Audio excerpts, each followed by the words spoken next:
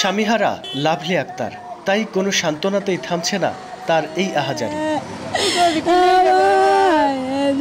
দীর্ঘ 12 বছর কারাগারে ছিলেন রাউজানের আলমগীর হোসেন। গত বছরের 5 আগস্টের পর জামিনে মুক্তি পান তিনি। গেল শনিবার বিকেলে পারিবারিক একটি অনুষ্ঠান শেষে বাসায় ফিরছিলেন। পথে কাইকুবাদ মসজিদের সামনে প্রকাশ্যে তাকে লক্ষ্য করে গুলি করে পালিয়ে যায় দুর্বৃত্তরা। এতে ঘটনাস্থলে মারা যান তিনি। কারা কী কারণে হত্যা করেছেন স্বামীকে, সেই উত্তর খুঁজছেন লাভলি আক্তার। জেলে ছিল 17 বছর, বের হয়ে 9 মাসে থাকতে দেয় নাই। আমার হাজব্যান্ডকে আমার থেকে কেড়ে নিচ্ছে, আমি কি করে থাকবো বলেন? আমার ছেলের নিরাপত্তা দেন, আমার মেয়ের জামার নিরাপত্তা দেন। যুবদলের রাজনীতির সাথে জড়িত ছিলেন আলমগীর। বিএনপি চেয়ারপারসনের উপদেষ্টা ও সাবেক সংসদ সদস্য গোলাম আকবর খন্দকারের অনুসারী হিসেবে পরিচিত তিনি। খুনিদের দ্রুত গ্রেফতার দাবি উপজেলা বিএনপি সভাপতির। রাউজানে এই পর্যন্ত প্রায় 17 জন মানুষ মারা গেছে। এগুলোর পিছনে কারা আছে, কারা দায়ী, এগুলো তদন্ত করে বের করা দরকার।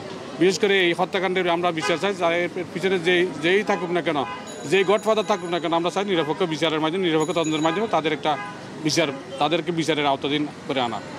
এ নিয়ে গেল 11 মাসে রাউজানের 17টি হত্যাকাণ্ড ঘটেছে। পুলিশ প্রশাসনের দাবি, এর মধ্যে 8টি খুন হয়েছে রাজনৈতিক কারণে।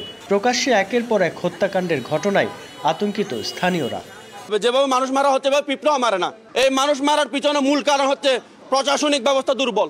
রাউজানের যে পরিস্থিতি হয়েছে 1 বছরের মধ্যে, এরকম 17-18 বছরের মধ্যে এরকম খুন খারাপে হয় নাই। যদিও পুলিশ বলছে হত্যার ঘটনায় তদন্ত চলছে, দ্রুতই উদ্ঘাটন হবে রহস্য।